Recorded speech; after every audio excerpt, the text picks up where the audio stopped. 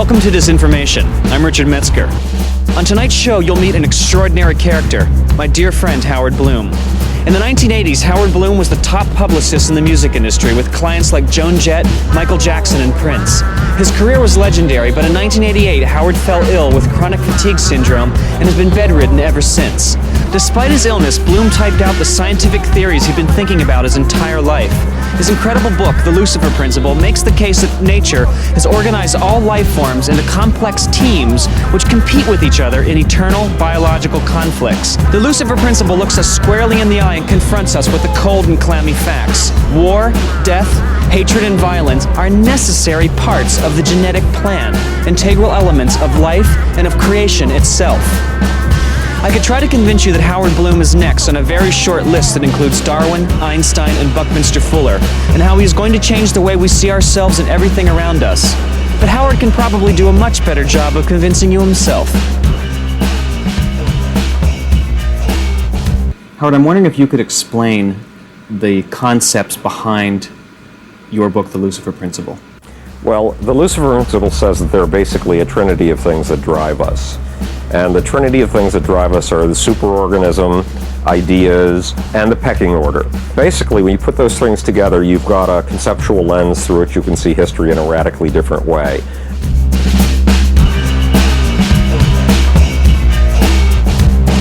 What's a superorganism? Okay, what's a superorganism? Let's take a sieve, and we'll take two sponges. We take the two sponges and we run them through a sieve into a bucket of water.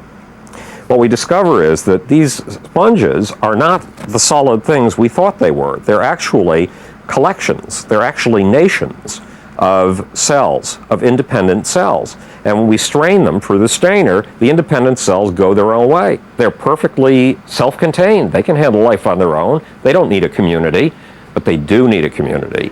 They need community so badly that they will gather together. Right now they're a soup. They're just a soup within the liquid, but they will gather together and reconstruct their communities over the course of the next day or two until we once again have not one but two solid sponges in the bottom of the bucket, just as solid as they ever were before. Why? Among other things, they've reconstructed not just a community, but their original community. The yellow sponges have all gathered with yellow sponges over on one side of the bucket, and they've made one solid yellow sponge.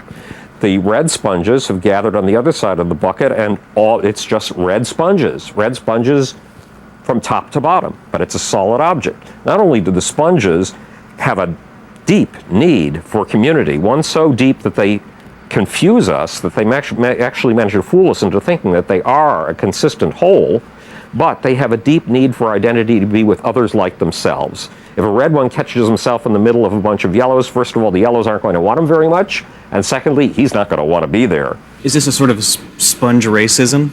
It's very much a sponge racism. As a matter of fact, if you can't get rid of it among sponges, then you certainly can't get rid of it among human beings who are a good deal more complex. What you have to do is move the kind of racism. Move it from the kind of racism that we see in Zaire, where racism means killing 500,000 people with machetes, or in Kosovo, where it means driving out 1 million people, to the kind of racism we have in the United States, which seems to us to be an appalling thing, but in reality is not, because if you compare it with those two racisms, we do not go after each other with machetes. We go after each other with words. Even the Reverend Elijah Muhammad used to go after me, a Jew, who's, child spawn of Satan, with words. He never came after me with a blade. He never came after me with a machete. He never burned my house down. If we can get racism, which is inevitable, down to the level of discourse, then we've accomplished an incredible thing. Howard, one of the more radical notions in the Lucifer Principle, and this idea seems to fly in the face of what are the currently acceptable schools of the social sciences, is that our violent behavior comes not from our monkey ancestry, but from our microbial ancestry. Our original ancestors were bacteria, cyanobacteria, 3.5 billion years ago. Primates of our kind have been around for at most about 16 million years. Primates like us have been around. We have only been around for 100,000 years, which is an absolute nothing. But the fact is, you could already see in the initial colonies of cyanobacteria that one group of cyanobacteria would go to war against a different kind of bacteria, that they would actually use poison warfare. They would use the weapons of mass destruction that we talk about. They would put out various forms of poisoners that would destroy their enemies but would not touch them. And one of the examples in the Lucifer Principle comes well, a good deal further forward in history. Not only do we find these things among the 3.5 billion year old bacteria, we find them in these creatures. Well, if you've ever walked out on the shoreline, you'll find tidal pools. And the tidal pools are absolutely magical places. Inside of them, they have the most wonderful looking fluorescent little finger tubules. They just barely move in the water. And you could watch these things for hours. They could become the picture of paradise. Look how beautifully they get along with each other. Well, they don't. They don't get along with each other. Sea anemones live in colonies. In fact, you can find vast, vast mats of them. Those are huge, huge communities. Now, the sea anemones on the inside have the job of finding the food and absorbing it. But then there's a periphery of sea anemones, which are basically sea anemone warriors. And they are built to kill. Who are they built to kill? Other sea anemones. They're built to battle constantly for new territory with other sea anemones. We don't notice it because it takes place on a time scale to which we are not accustomed. However, if we were to fast forward it, take one frame every 3 minutes and do time-lapse photography, you would see a battle going on in a monumental First World War, Second World War scale among sea anemones. If it goes on among sea anemones, how the fuck are we going to get away from it? So, are we born with original sin? We are born as fingertips of evolution. And there is a problem with being fingertips of evolution. Evolution is one of the most creative processes we've ever seen. We started in the first 10 to the minus 30 seconds of the Big Bang with nothing. We started with a ripple in something called a false vacuum. Just a little tiny ripple, and it was tiny. It was infinitesimal. And from that time on, we've ended up with subatomic particles. Whole new invention, radically different than anything that had ever existed before. Atoms.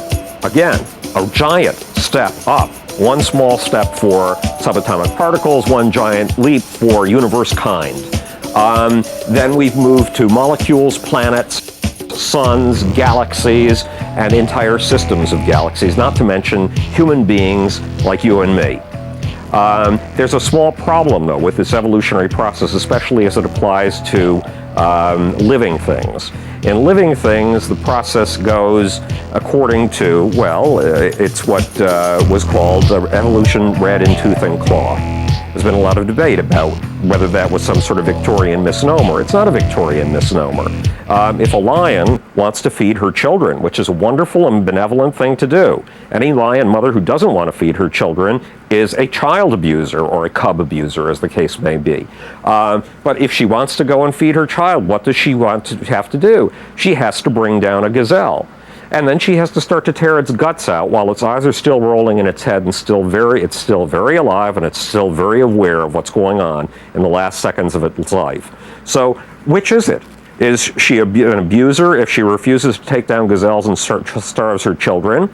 Or is she the abuser if she insists on going after some gazelle and ripping it limb from limb while it's still alive? She has no choice. One way or the other, she has to be red in tooth and claw. We are children of the evolutionary process. And the evolutionary process happens to work by using destruction for creation. It's like a sculptor. In the book it says that nature and evolution are very much like a sculptor. You take a piece of marble and it's one giant unified thing. You take a chisel to it. What could be more destructive? You take a chisel and a hammer to it and you begin to chisel and chisel the flakes away. You don't give a damn for the flakes on the floor. You don't think, is that flake in pain? Is that flake having emotional problems because it's been isolated? No, you just simply smash at the parts that need to be taken away in order to create the Michelangelo masterpiece that's implicit in the piece of marble. Well, unfortunately, the marble on which nature works, on which evolution works, consists of you and me and the amoeba in the pail and other living beings, or the antelope that's taken down by the mother lion. And we have feelings. And every one of us feels, I have a right to live. And I have a right not to be treated with savagery. I have a right not to have my guts torn out so that I can be fed to lion cubs. And indeed, we do have that right, which means that basically evolution has built something disastrous into us. It's built something absolutely diabolical into us. If you want to say this, it has built the devil into us. Not original sin, but the fucking devil itself.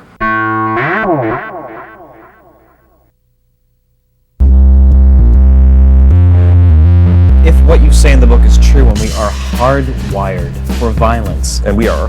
well, how do we outrun the Lucifer Principle then? Self-awareness. Remember, our brain is a conjury.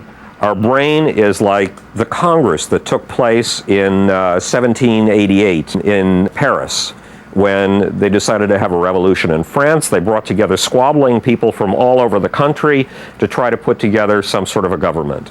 Well, our brain is one big squabble. It's like a parliament in which people are always shouting each other down. It has many pieces which battle each other, and over the course of time, culture has radically rewired the human brain. Now, culture is something that's in our hands, and culture is also a matter of taking certain brain parts and favoring them over others. We have to wire our brains through culture to focus on the creative elements, to focus on the elements, again, that involve commitment and closeness with other human beings, and to rule the elements out that are back in the amygdala, that are down in the limbic system, that are down in the reptilian sources of the brain, and the neo-mammalian senses of the brain, that come from a really